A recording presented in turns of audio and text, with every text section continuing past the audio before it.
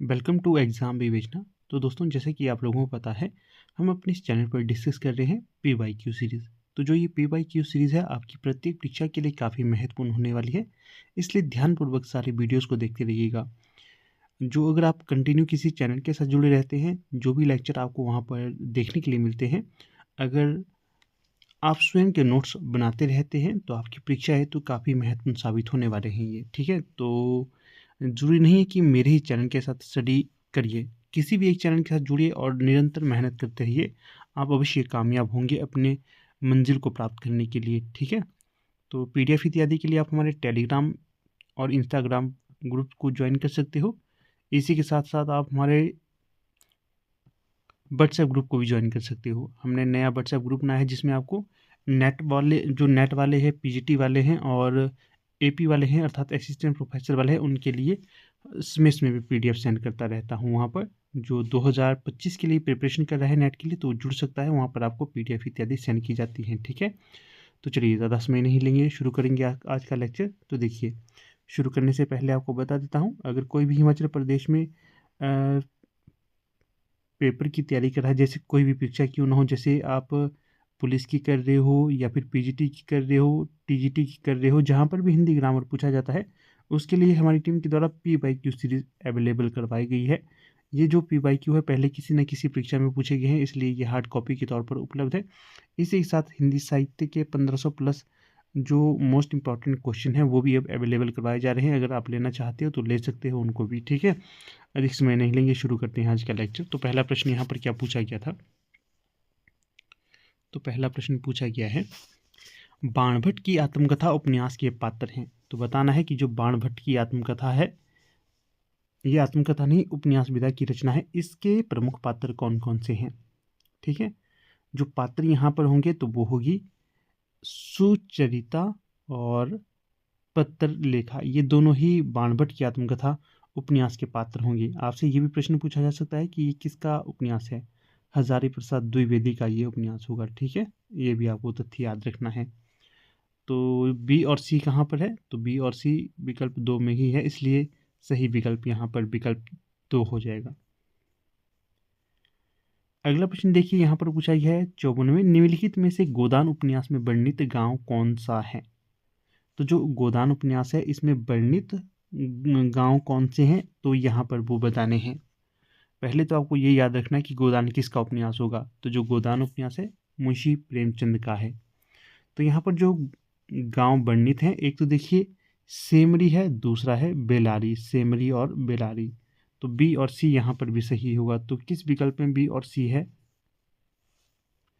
तो जो बी और सी सही विकल्प हो जाएगा, तो वो विकल्प डी में दिया गया है, बी और सी। इस उपन्यास के प्रमुख पात्र के तौर पर किसे जाना जाता है? होरी को। फिर प्रश्न संख्या है 55, इसमें पूछा गया है परिंदे कहानी के पात्र हैं। तो बताइएगा, जो परिंदे कहानी है, इसके पात्र कौन कौन से होंगे?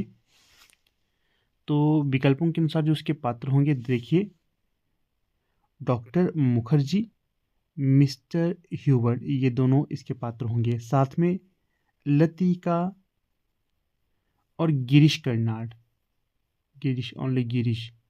जो गिरीश और लतिका है, ये लतिका प्रमुख पात्र है, गिरीश इसका प्रेमी है।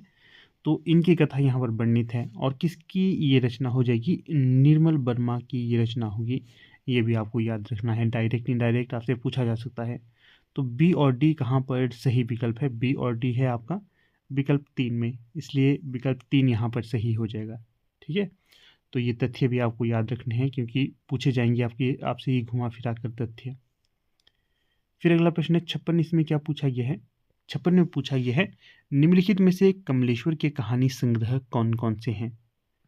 तो दिए गए विकल्पों में से जो कमलेश्वर हैं, इनके कहानी संग्रह होंगे, तो वो बताने हैं। तो देखिए, राजा निर्वंशिया कमलेश्वर का कहानी संग्रह है, और दूसरा जो कस्बे का आदमी, यह भी राजा निर्वंशिया कमलेश्वर का ही कहानी संग्रह हो जाएगा।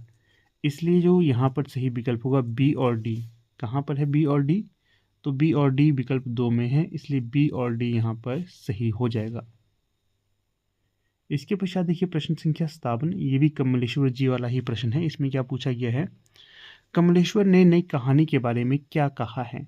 तो जो कमलेश्वर है ये क्या कहते हैं नई कहानी आंदोलन के बारे में? तो ये कहते हैं नई कहानी आग्रहों की कहानी नहीं है।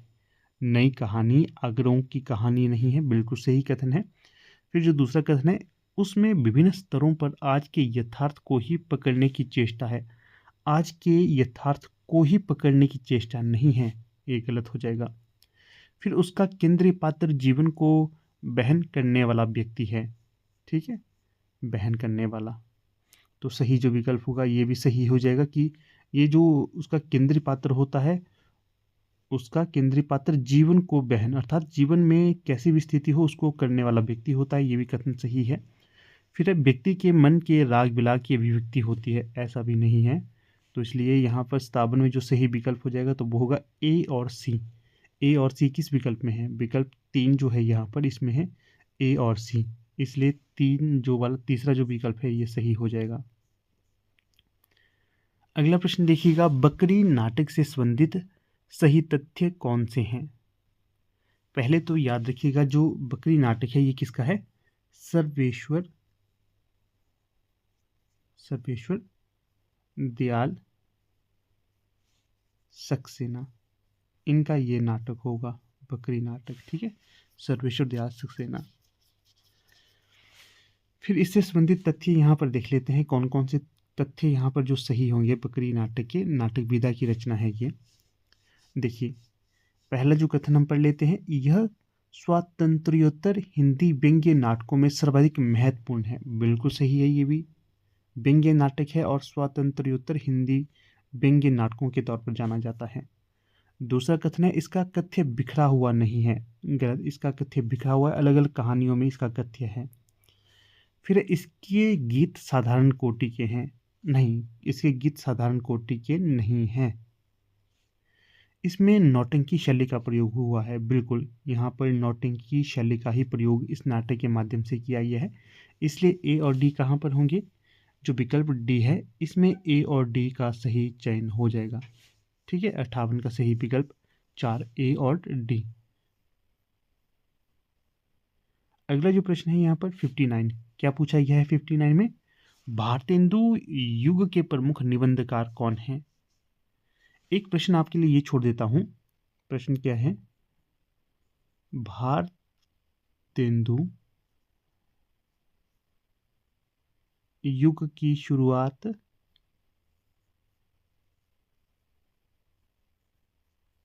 कब से कब तक हुई? ठीक है, ये प्रश्न आपके लिए छोड़ता हूं, उत्तर जरूर दीजिएगा। तो देखिए, भारतेंदु युग के प्रमुख निबंधकार की यहाँ पर चर्चा की जा रही है। कौन कौन से है वो यहाँ पर बताने हैं। जो पद्म सिंह शर्मा है, नहीं, ये तो द्विवेदी युग के हैं। काशीनाथ खत्री, हाँ जी, काशीनाथ खत्री हैं। फिर जो श्याम बिहारी मिश्र, ये भी नहीं है, ये भी द्विवेदी युग के माने जाते हैं। राधाचरण गोस्वामी, हाँ जी, ये भी हैं। राधाचरण गोस्वामी और काशीनाथ खत्री ये दोनों ही भारतेंदु युग के निबंधकार के तौर पर जाने जाते हैं, इसलिए बी और डी कहाँ पर सही विकल्प दिया गया है? तो जो विकल्प 3 है यहाँ पर ये सही होगा। यहाँ पर दिया गया है बी और डी, और यही इस प्रश्न का उत्तर भी होगा। अगर ये आपको आता होगा तथ्य कि भारतेंदु को भारतेंदु की उपाधि किसके द्वारा दी गई थी, अगर आता है तो ये भी आपने कमेंट कर देना है। कमेंट करते रहिएगा, इससे आप अपने ही जो प्रश्नों को इंक्रीज करते हैं, अपने ही प्रश्नों को निर्मित करते रहते हैं और आपको आत्मविश्वास भी आ जाता है अगर आप कमेंट करते हो तो। फिर प्रश्न है 60, क्या पूछा गया है 60 में? निम्नलिखित में से ईदगाह कहानी के पात्र नहीं है। ईदगाह किस विधा की रचना है? कहानी विधा की रचना है। किसकी ये रचना हो जाएगी? मुंशी प्रेमचंद प्रेमचंद की ये कहानी हो जाएगी। ठीक है, मुंशी प्रेमचंद की कहानी है ईदगाह, पूछा जाता है कई बार। तो इसके जो पात्र होंगे, जुम्मन शेख इस कहानी का पात्र नहीं है।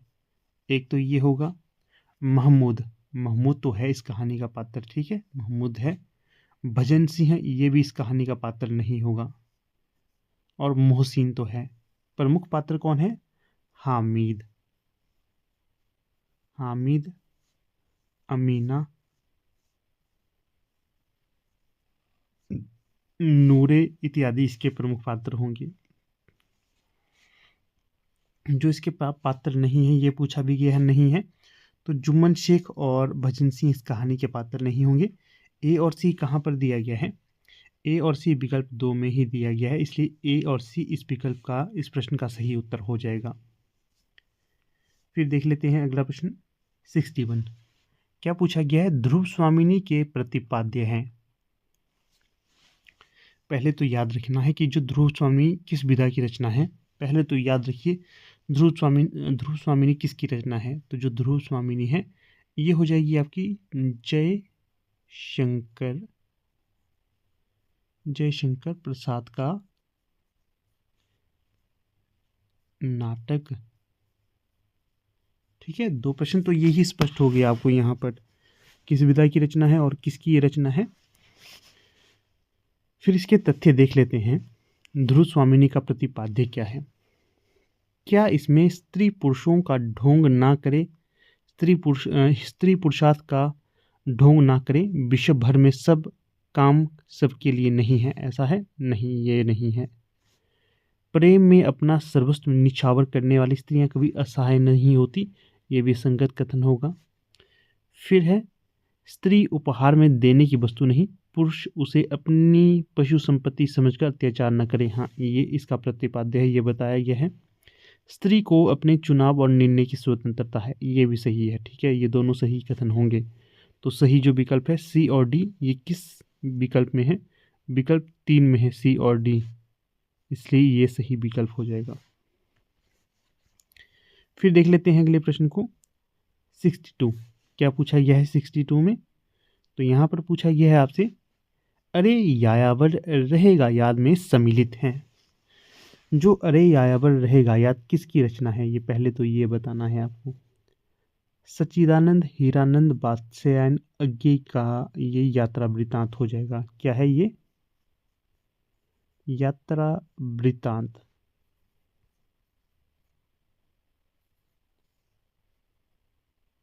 वृतांत, यहाँ पर बिंदी लगी, ये है इनका अज्ञेय का। अरे यायावर रहेगा याद में सम्मिलित है। कौन कौन से इसमें खंड सम्मिलित हैं?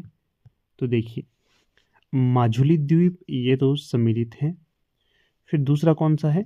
धरती का धन, नहीं ये नहीं है। 20वीं सदी का बाणभट्ट, ये भी नहीं है। बहता पानी निर्मला, ये भी है। ए और डी यहाँ पर सही विकल्प हो जाएगा। तो ए और डी कहाँ पर है? विकल्प 4 में है ए और डी, इसलिए सही विकल्प भी ए और डी ही हो जाएगा। ए और डी। फिर प्रश्न संख्या 63। अंधा युग के संबंध में कौन सा विचार सही है? कौन से विचार सही हैं? अंधा युग, अंधा युग आपकी नाटक विधा की रचना है। ठीक है, और किसके द्वारा रचित है अंधा युग? धर्म वीर भारती, ये होगी इनकी रचना। ये तथ्य याद रखने आपको। फिर इसमें क्या जो तथ्य सही हैं वो यहाँ पर विचार करने हैं। जैसे कि देखिए, यह महाभारत के 18वें दिन की कथा पर आधारित है, अंधा युग। हाँ, ये तो सही है। ये जो अंधा युग है ये महाभारत के 18वें दिन की कथा पर आधारित है, ये कथन सही होगा। फिर है इसमें अगला कथन, आधुनिक भावबोध को रूपायित करने वाले नाटकों में अंधा युग विशेष रूप से उल्लेखनीय है, ये भी सही कथन है। अगला है यहाँ पर, इसमें बहिर्द्वंद्व और अंतर्द्वंद्व दोनों विकराल रूप में मौजूद हैं, ये भी सही है। अंधा युग आधुनिक त्रासदी को व्यक्त नहीं करता, गलत। अंधा युग आधुनिक त्रासदी को भी व्यक्त करता है, तो इसलिए ये वाला विकल्प के लिए यहाँ पर संगत हो जाएगा। बाकी ए बी सी सही होगा। ए बी सी तो कहीं पर दिया नहीं है, तो बी सी कहाँ पर है? तो बी सी जो है विकल्प बी में दिया गया है, इसलिए बी सी यहाँ पर सही कथन हो जाएंगे। ठीक है, इस तरह से आप प्रश्नों को एलिमिनेट कर सकते हो विकल्पों के हिसाब से। फिर प्रश्न संख्या 64। क्या पूछा गया है इसमें? भारत दूरदशा के बारे में कौन से कथन सही हैं? पहले तो देखिए, भारत दूरदशा किसकी रचना हो जाएगी?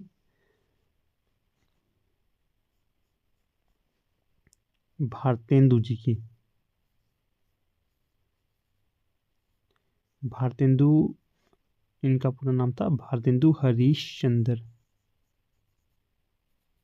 ठीक है, ये तथ्य याद रखने आपको।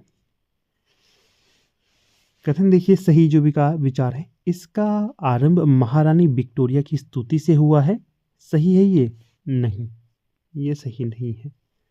फिर यह हिंदी का पहला राजनीतिक नाटक है। हाँ, ऐसा माना जाता है कि जो भारत दुर्दशा है ये हिंदी का प्रथम राजनीतिक नाटक है, इसलिए सही जो विकल्प होगा तो वो होगा विकल्प बी वाला।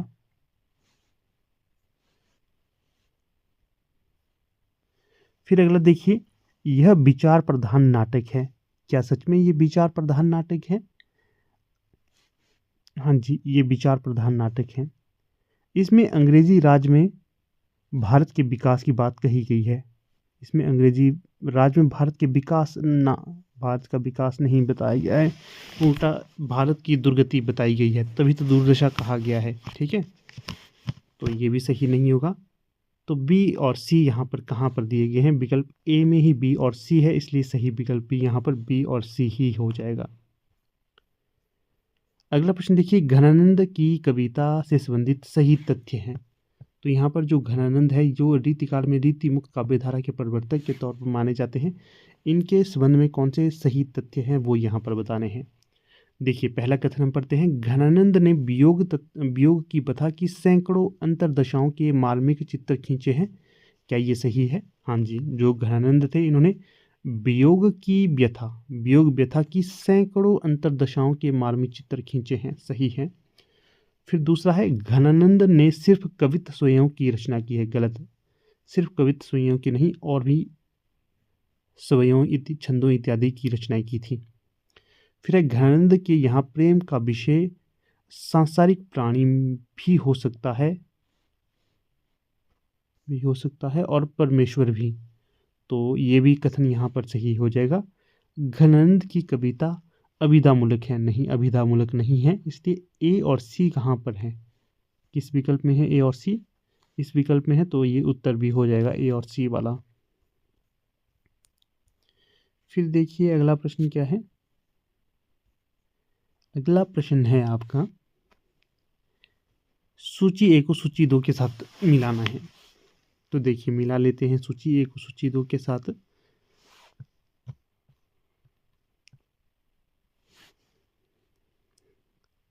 राष्ट्रपति का आदेश कब पारित किया गया था? कब आया था यह राष्ट्रपति का आदेश? 1965। संसद की राजभाषा समिति के सुझाव, ये कब होगा? 1959। राजभाषा अधिनियम, ये कब का है? 1963। संकल्प, ये कब का है? 1968। ये होगा यहाँ पर सही मिलान। तो ये कहाँ पर सही बैठता है? ए का दो कहाँ है? ए का दो सिर्फ विकल्प 2 में ही ए का 2 है, इसलिए ये ही सही होगा। ए का 2 है, बी का 3 है, सी का 4 है, डी का 1 है। इस प्रकार से सुमेलित रूप यहाँ पर विकल्प 4 में दिया गया है। अगला जो प्रश्न है यहाँ पर, इसमें क्या पूछा गया है? सूची ए को सूची 2 के साथ सुमेलित करना है। तो चलिए कर लेते हैं हम सूची ए को सूची 2 के साथ सुमेलित। जो शकटार है, ये किस रचना का पात्र होगा? शकटार, तो शकटार है आपके चंद्रगुप्त का। ठीक है, ये यहाँ पर मिलता है। फिर है महाराष्ट्री, ये कहाँ से संबंधित होगा? भारत दूरदशा, जो भारत दूरदशा है इसमें एक महाराष्ट्री पात्र है, महाराष्ट्र के रहने वाला है, उसे महाराष्ट्री कहा गया है। धातुसेन किस रचना का पात्र होगा? तो जो धातुसेन है ये होगा आपका स्कंदगुप्त का पात्र। गोवर्धन दास, ये होगा आपका अंधेर नगरी रचना का पात्र। ठीक है, इस प्रकार से ए का 4 कहाँ पर है? ए का 4 यहाँ पर भी है, यहाँ पर भी है। हम एलिमिनेट करेंगे। महाराष्ट्री भारत दूरदशा में है, तो बी का 3 कहाँ कहाँ है? बी का 3 भाई यहाँ पर भी है और यहाँ पर भी है। फिर धातुसेन है स्कंदगुप्त का पात्र। सी का 2 कहाँ है? सी का 2 यहाँ नहीं है, इसलिए ये तो एलिमिनेट हो जाता है। यहाँ भी नहीं है, यहाँ भी नहीं है, सिर्फ विकल्प 4 वाले में ही है, इसलिए सही उत्तर हो जाएगा ये ए का 4, बी का 3, सी का 2 और डी का 1। फिर अगला प्रश्न है, ये भी सुमेलित करने वाला ही है। 68, इसमें क्या पूछा गया है 68 में, यहाँ पर जैसे इनकी विधा बतानी है, रचना है तो है किस तरीके की रचना है ये। जैसे कि अंधेर नगरी है, ये कैसी रचना हो जाएगी, अंधेर नगरी प्रहसन, अंधेर नगरी है प्रहसन। अंधा युग ये कैसी रचना है, गीति नाट्य, बार बार बताया है मैंने। ध्रुव स्वामिनी ये कैसा नाटक हो जाएगा, तो ये हो जाएगा समस्या मूलक नाटक। और आगरा बाजार ये कैसा नाटक है, आगरा बाजार होगा लोक नाट्य शैली में रचित। ठीक है, ए का 3 कहाँ है, ए का 3 विकल्प 2 में ही ए का 3 है। फिर बी का 4 ये भी यहाँ पर है, सी का 2 ये भी है और डी का 1 ये भी है, इसलिए सही सुमेलित रूप हो जाएगा यहाँ पर विकल्प 2 वाला। अगला प्रश्न है, सूची 1 को सूची 2 के साथ सुमेलित करना है। चलिए इसे भी हम सुमेलित कर लेते हैं। देखिएगा, जो राजशेखर हैं इनकी रचना कौन सी होगी, राजशेखर की काव्य मीमांसा। और भट्टनायक की रचना कौन सी है, हरिदय दर्पण, भट्टनायक की हरिदय दर्पण। विश्वनाथ की रचना कौन सी हो जाएगी, साहित्य दर्पण। और अभिनव गुप्त की रचना कौन सी हो जाएगी, अभिनव भारती। एक बार फिर से बताता हूँ, राजशेखर की है काव्य मीमांसा, भट्टनायक की है हरिदय दर्पण, विश्वनाथ की है साहित्य दर्पण, अभिनव गुप्त की है अभिनव भारती। तो ये यहाँ पर सही विकल्प हो जाएगा। ए का 4 कहाँ पर दिया गया है, ए का 4 सिर्फ विकल्प 2 में ही है। ए का 4, बी का 3, सी का 1 और डी का 2, ये होगा सुमेलित रूप यहाँ पर।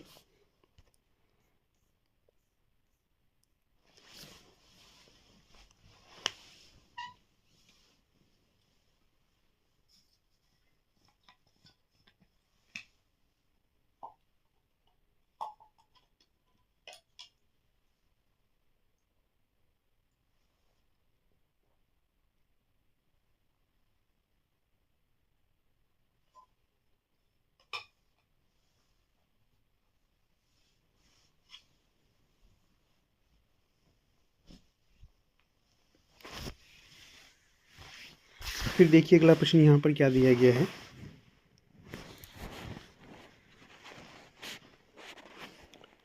अगला प्रश्न है, एक तरफ से पंक्तियाँ दी गई है, दूसरी तरफ पंक्तिकार, तो इसे हमने सुमेलित करना है।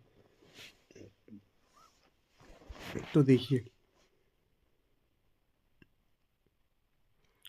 पंक्ति क्या है, चुनाव जीतने की 3 तरकीबें हैं, एक रामनगर वाली, दूसरी नवेदा वाली, तीसरी महिबालपुर वाली। ठीक है, ये 3 तकनीकें हैं। ये कथन किसके द्वारा कहा गया था, तो जो ये कथन है रूपन बाबू के द्वारा कही गई थी। रूपन बाबू किस कहानी का किस उपन्यास का पात्र है रूपन बाबू, बताइएगा जरूर। और अगला कथन है, छोटे बड़े भगवान के घर से बनकर आते हैं, संपत्ति बड़ी तपस्या से मिलती है। ये कथन किस उपन्यास का होगा, उपन्यासकार का होगा, तो ये होरी के द्वारा कहलवाया गया है, मुंशी प्रेमचंद जी द्वारा गोदान उपन्यास का पात्र है। अगला है, सबसे पहले तुम शशि इसलिए नहीं कि तुम जीवन में सबसे पहले आई, कि तुम सबसे ताजी समृद्धि हो। तो ये कथन किसका है, शेखर एक जीवनी में शेखर का होगा, अज्ञे का ये उपन्यास है। समूचा आर्यव्रत रक्त कर्दम से पिछिल होने जा रहा है, पिछिल होने जा रहा है मतलब भरने जा रहा है। तो ये कथन किसका होगा, तो ये हो जाएगा आपका रोरिक देव का। ठीक है, इस प्रकार से यहाँ पर सुमेलित रूप होंगे ये। एक बार फिर से आपको बता देता हूँ, चुनाव जीतने की 3 तरकीबें हैं, एक है रामनगर वाली, दूसरी नवेदा वाली और तीसरी महिबालपुर वाली। ये कथन होगा रूपन बाबू का। और छोटे बड़े भगवान के घर से बनकर आते हैं, संपत्ति बड़ी तपस्या से मिलती है, होरी का कथन है। सबसे पहले तुम शशि इसलिए नहीं कि तुम जीवन में सबसे पहले आई, या कि तुम सबसे ताजी समृद्धि हो। ये शेखर एक जीवनी में शेखर की है। और समूचा आर्यव्रत रक्त कर्दम से पिछिल होने जा रहा है, ये रोरी देव का कथन होगा। ठीक है, इस प्रकार से आप सुमेलित कर सकते थे। तो सही जो विकल्प आना था, ये आना था विकल्प 1, ए का 3, बी का 1, सी का 4, डी का 3। ये कथन यहाँ पर सुमेलित होगा। फिर चलते हैं अगले प्रश्न की तरफ। यहाँ पर भी सूची 1 को सूची 2 के साथ सुमेलित करना है, अर्थात जो पात्र है ये किस उपन्यास से लिए गए हैं। जैसे कि लाला मदन मोहन, ये किस उपन्यास के पात्र थे? परीक्षा गुरु उपन्यास के। राम किशुन बाबू, ये किस उपन्यास के पात्र होंगे? मेला आंचल। और मंगल, ये इस उपन्यास के पात्र होंगे? गोदान।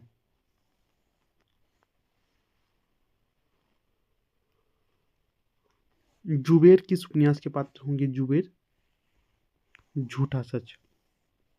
फिर से देखिए एक बार, लाला मदन मोहन परीक्षा गुरु से, राम किशुन बाबू मेलांचल से, मंगल गोदान से, जुबेर झूठा सच से। इसलिए जो सही विकल्प होगा यहाँ पर ए का 4। ए का 4 कहाँ है? विकल्प 3 में है। बी का 1 कहाँ है? विकल्प 3 में है। सी का 2 कहाँ है? विकल्प ये 3 में। इसी तरह से बाकी भी कथन यहाँ पर दिए गए हैं, इसका हम मिलान कर लेते हैं अपने आप।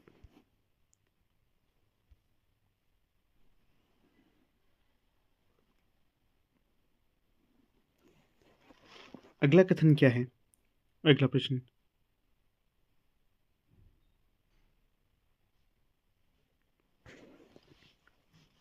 तो यहाँ पर भी सूची 1 को सूची 2 के साथ सम्मिलित करना है, पात्र और रचना।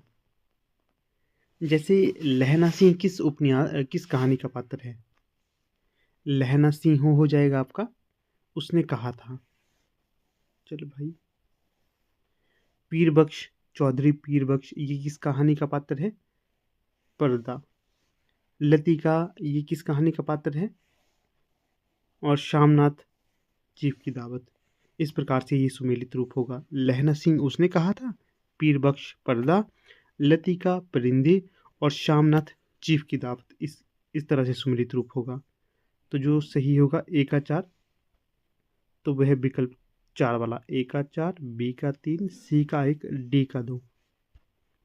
ठीक है, तो कुछ इस प्रकार से दोस्तों आज का ये हमारा लेक्चर था। काफ़ी बड़ा होने ही वाला है लेक्चर, यहाँ पर अभी हम इसे समाप्त कर लेते हैं।